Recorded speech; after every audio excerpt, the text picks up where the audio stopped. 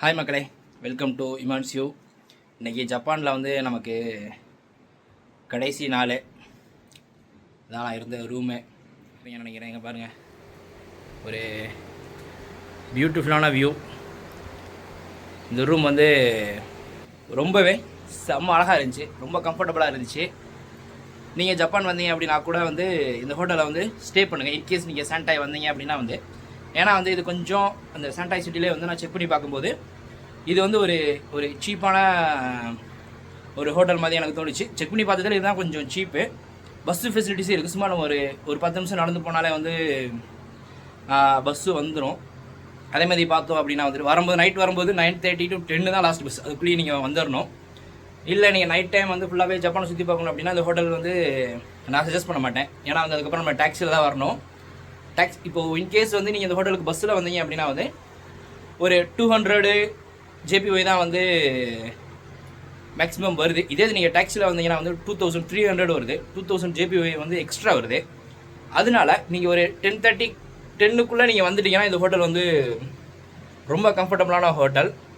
இல்லை நைட் ஃபுல்லாக நீங்கள் சுற்றணும் அப்படின்னா வந்து இங்கே நீங்கள் வந்து ஸ்டே பண்ண வேணாம். ஏன்னா இங்கே வந்து பஸ்ஸு ஃபெசிலிட்டிஸ் வந்து அவ்வளோக்கா இல்லை. இப்போது நம்ம வந்து மார்னிங் பிரேக்ஃபாஸ்ட் வந்து இவங்க கொடுக்குறேன்னு சொல்லியிருக்காங்க. இப்போ வெளியே வச்சுருக்காங்க, வாங்க என்ன வச்சுருக்காங்க போய் பார்ப்போம்.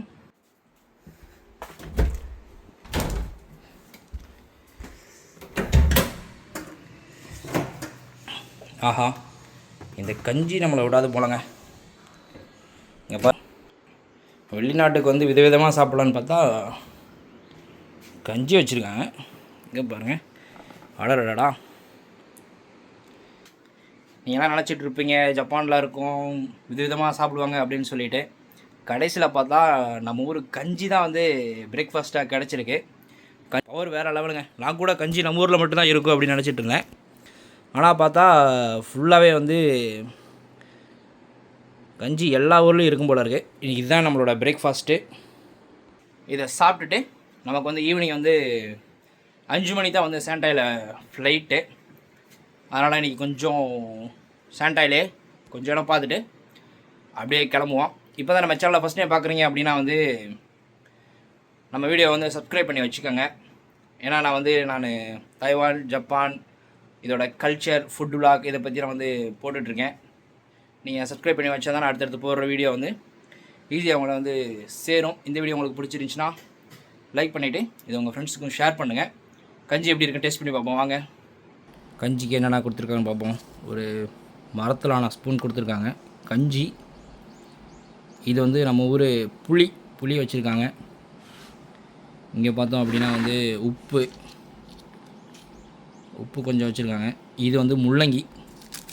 இங்கே பாருங்கள், கஞ்சிக்கு வந்து ஒரு சாப்ஸ்டிக் கொடுத்துருக்காங்க. நமக்கு சாப்ஸ்டிக் வேணாம், ஒரு டிஷ்யூ ஒன்று கொடுத்துருக்காங்க.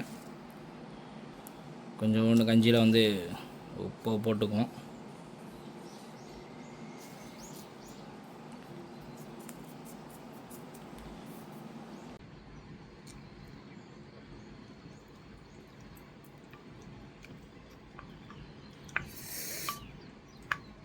கஞ்சி நல்லா டேஸ்ட்டாக இருக்குது. நல்லா ஜில்லுன்னு நல்லா கொலைய வச்சுருக்காங்க. சூப்பராக இருக்குது கஞ்சி. கஞ்சியை சாப்பிட்டு ஜப்பானை சுற்றி பார்க்க கிளம்ப வேண்டியதான். பாய்.